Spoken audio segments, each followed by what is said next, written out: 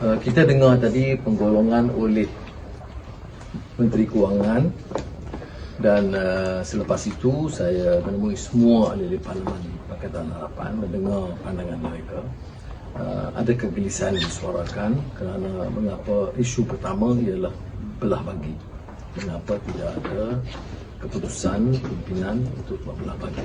Dan ini juga kebimbangan disuarakan oleh Saudara Wan Eng dan juga Saudara Mat Sabu kepada saya, tapi saya minta mereka setuju atas dasar ini. Pertama, kita dengar penjelasan Gafrul itu tidak menjawab isu-isu pokok dalam belanjawan, tetapi ia memberikan respon yang sedikit positif tentang kebajikan rakyat.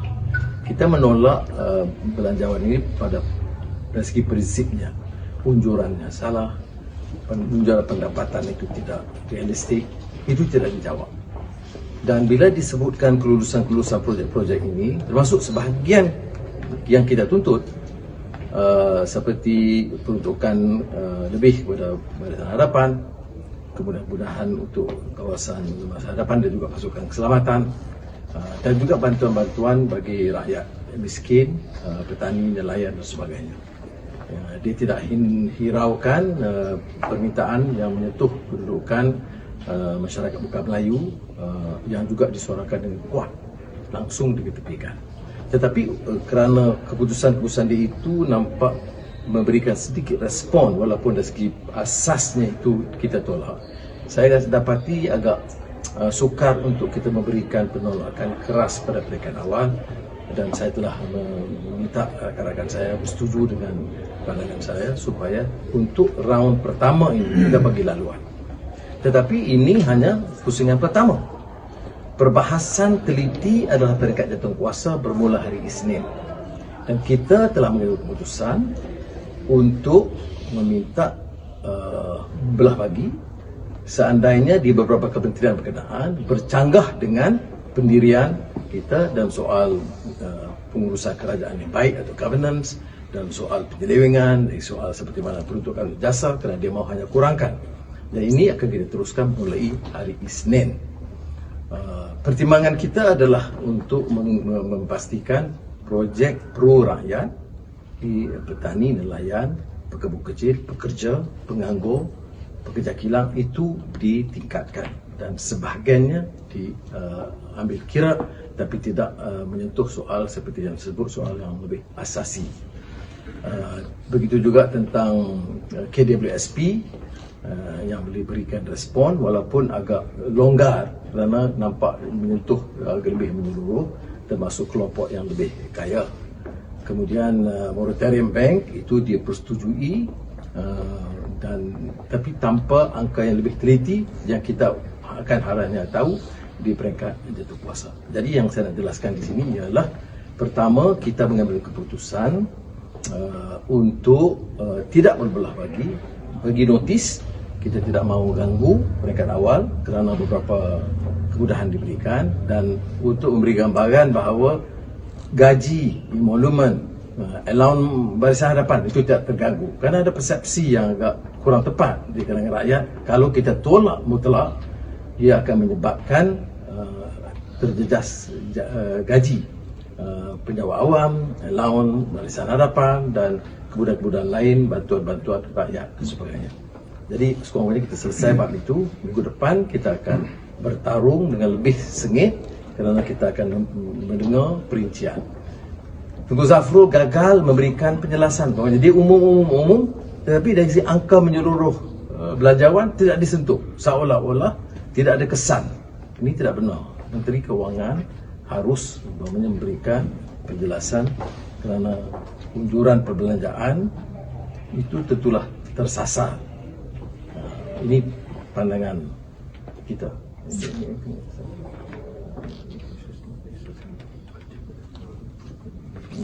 Ya, maknanya apa saya tekankan ya. Yang teguran kita yang asas apa? Unjuran hanya 75% yang paling tidak musyawarah. Pendapatan yang begitu tinggi, menyamai atau melebihi 2019, yang juga memang tidak dikira realistik dalam pertimbangan. Itu tidak boleh sentuh. Jadi yang kita bantah soal asas, pengurusan kerajaan, penyelewengan, peruntukan agenda politik mereka, itu semua diketepikan. Yang mereka tekankan hanya beberapa keputusan kecil tambahan yang kita tidak bantah. Ya. Jadi saya nak supaya hal ini faham, tetapi akan difahami oleh rakyat bila kita tekankan dalam peringkat jatuh kuasa memperinci satu persatu jabatan atau kementerian. Dan proses perundingan tidak berlaku. Ini dibangkitkan oleh beberapa ramai ahli parlimen. Dia sebut seolah satulah berunding. Berunding dengan siapa? Ya. Dan kalau lihat punya responnya langsung tidak respon kepada kenyataan atau ulasan pembangkang.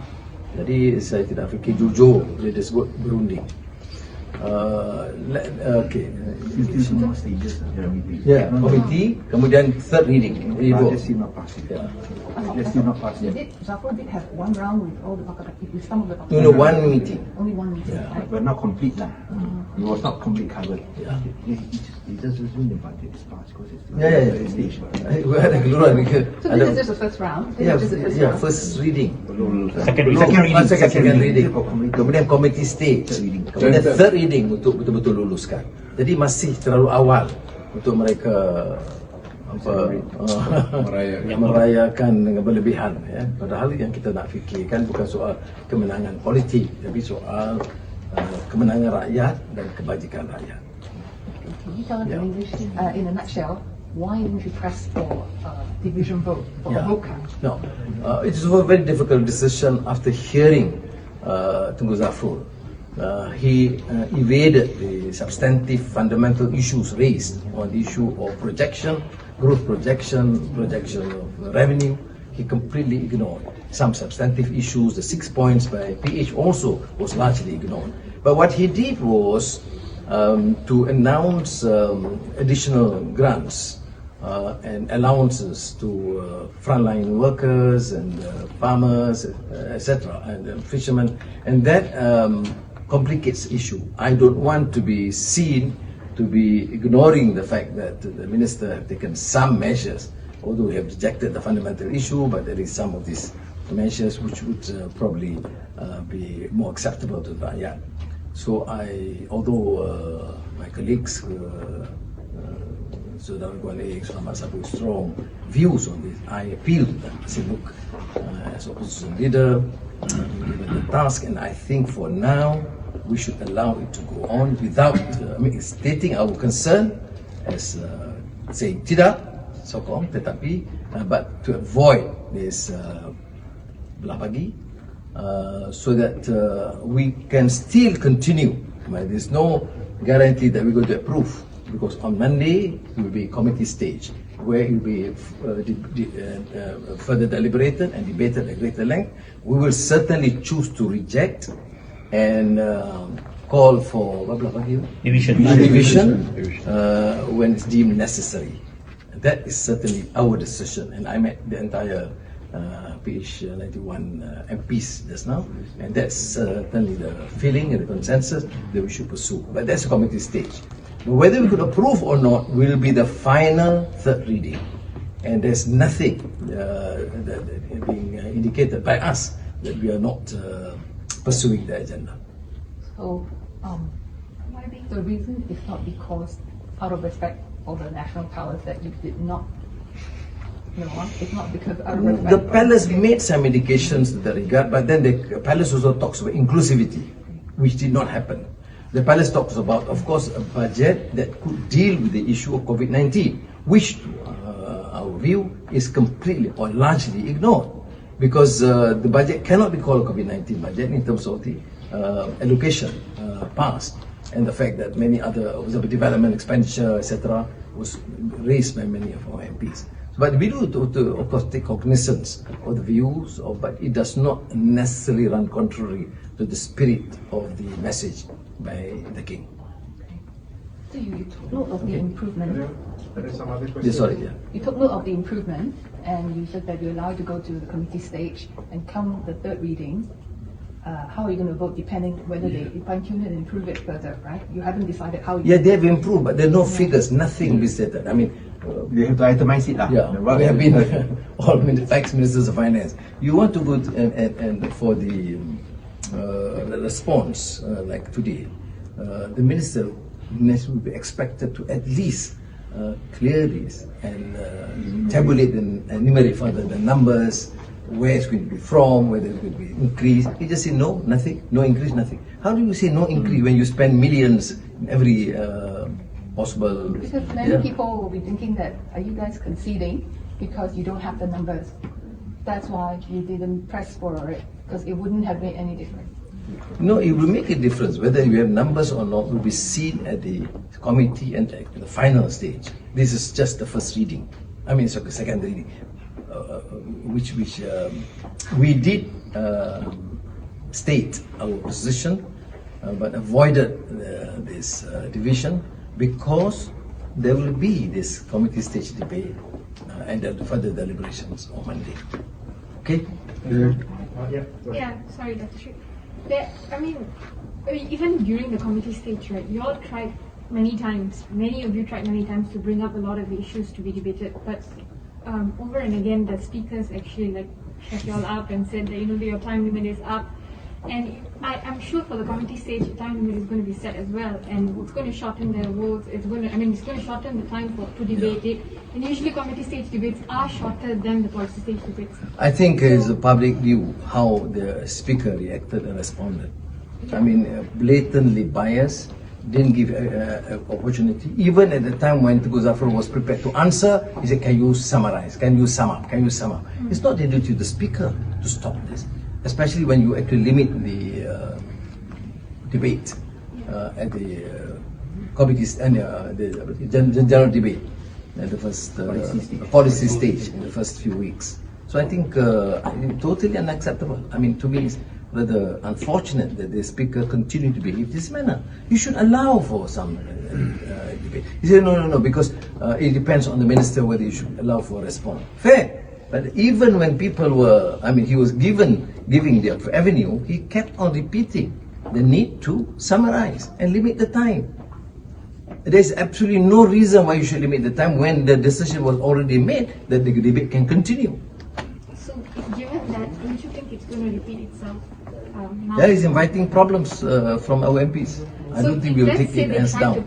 I want to give notice that we're not taking hands down. I want to alert the speaker, please use your responsibility and your power and ensure that there is adequate avenue for MPs to express their views.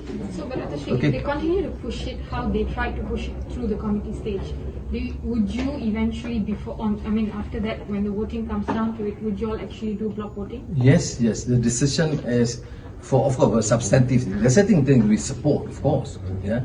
We're not going to oppose, for example, if it is a decision to help the frontliners or additional funds for COVID-19. But for some other issue, the most popular, so-called Dasar, what he did was just to reduce. We will reduce. Reduce by what? Why do you need to reduce? Why is it a necessity at this stage when people are struggling just to live? And you want to have this political apparatus. So all these are not addressed. It was addressed, but there was no response. Even a very fundamental economic issue of projection, growth projection, and revenue projection was not addressed. He just summarily dismissed. So no detail will come to vote. Yeah. That's from the committee stage. December 15 is the date, right? December 15. Yeah, that's a final date. So basically, you're saying on December 15. No. You before the because you got every ministry every day. Yeah. I think the 15th, right? From Monday. It'll be another ball game, different ball game. Another challenge for Every day. Muhyiddin's government. Okay, But in the long